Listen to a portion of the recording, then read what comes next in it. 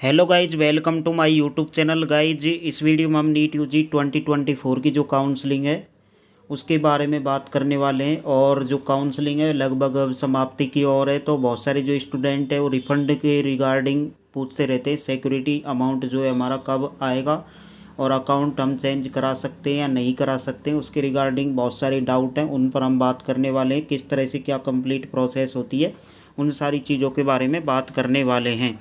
तो सबसे पहले तो आपको बता देते हैं, जो भी आपका रिफ़ंड का प्रोसेस होता है वो एमसीसी, अब एमसीसी का उसमें कोई रोल नहीं रहता। इसको जो करवाता है आपको रिफ़ंड, वो फाइनेंशियल कस्टेडियन के थ्रू होता है और सारी प्रोसेस को वही संभालता है इसमें। तो इन सारी चीज़ों के रिगार्डिंग इसमें हम बात करने वाले हैं।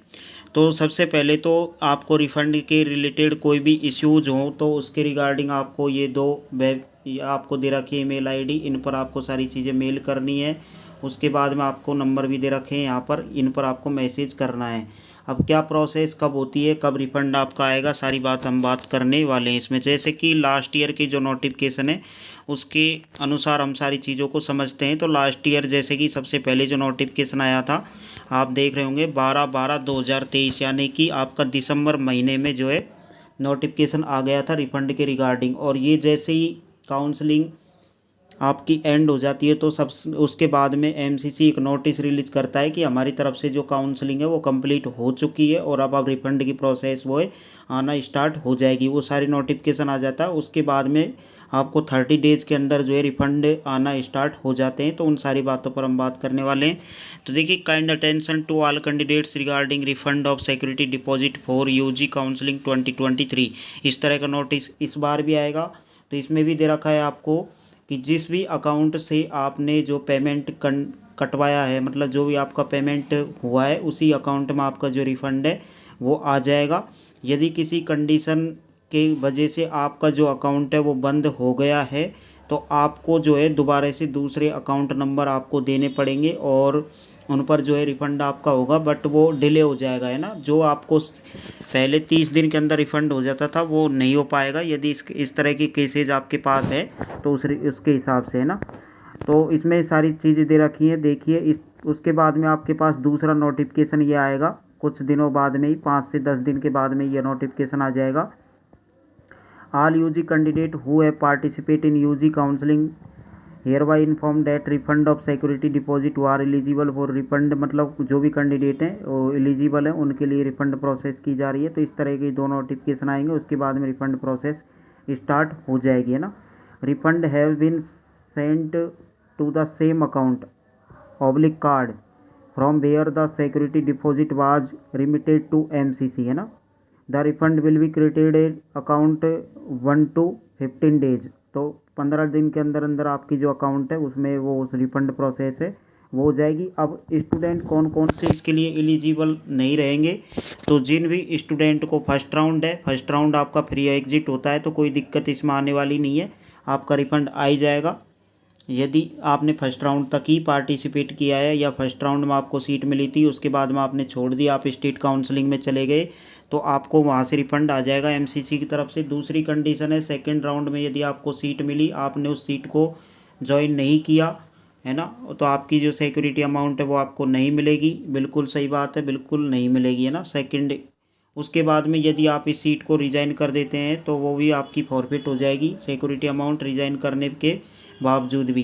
थर्ड केस बनता है, यदि आप अपग्रेशन के लिए जाते हैं, अपग्रेशन के बाद में थर्ड राउंड में आपका अपग्रेशन हो जाती है सीट और उसके बाद में आप सीट छोड़ देते हैं, तो इस कंडीशन में भी आपको नहीं मिलेगी।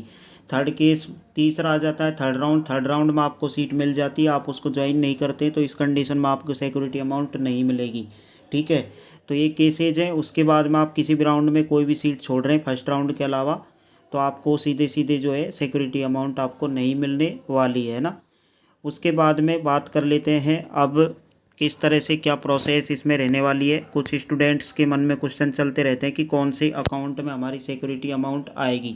तो जिस अकाउंट से आपने अकाउंट से पैसे गए हैं, आपके कटे हैं, उसी अकाउंट में आपकी सिक्योरिटी अमाउंट डिपॉजिट हो जाएगी। बट किसी कंडीशन बस यदि कारण से बंद हो जाता है तो आपको डिटेल दोबारा से फिल करने का ऑप्शन एमसीसी की तरफ से प्रोवाइड किया जाएगा, है ना। उसके लिए आपको प्रोसेस करनी होगी। वो सारी चीज़ें हम चैनल पर बात करते रहेंगे, जब भी इस तरह के नोटिफिकेशन आएंगे तो सारी चीज़ें आपको बता दी जाएगी। ठीक है। अब कुछ केसेज में कैंडिडेट ने जो है अदर जैसे कि मित्र से काउंसलिंग प्रोसेस की है, या फिर कुछ एजेंट होते हैं जिनके थ्रू करते हैं, तो एजेंट उन पैसों को खा जाते हैं और नहीं देते हैं ना। तो उस तरह की प्रोसेस में आपने गलती की थी, तो अब उसका तो कोई सॉल्यूशन नहीं है। बाकी आपका उसी अकाउंट में पैसा चले जाएगा, तो आप वहाँ जाकर भी बात कर सकते हैं यदि कि आपको पैसे मिल जाते हैं। तो उसके बाद में देखिए,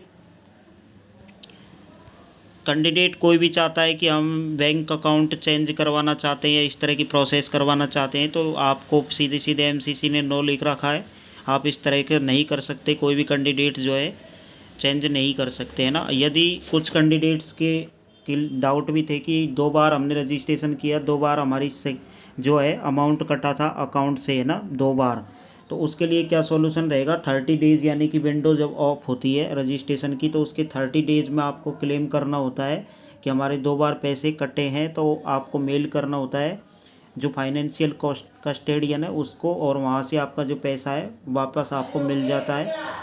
जो भी आपने 2 बार किया है तो 1 बार का पैसा आपको ज़रूर मिल जाता है। तो इस तरह की सारी प्रोसेस ये रहने वाली है रिफंड के रिगार्डिंग। तो सारी चीज़ें आपको मिलती रहेंगी। आप चैनल को सब्सक्राइब करके रखें। और मेजरली जो डाउट्स थे स्टूडेंट्स के, वो मैंने कवर करने के इसमें प्रयास किए हैं। बाकी एमसीसी की पोर्टल पर सारी चीज़ें आती रहेंगी, है ना। Thanks for watch this video.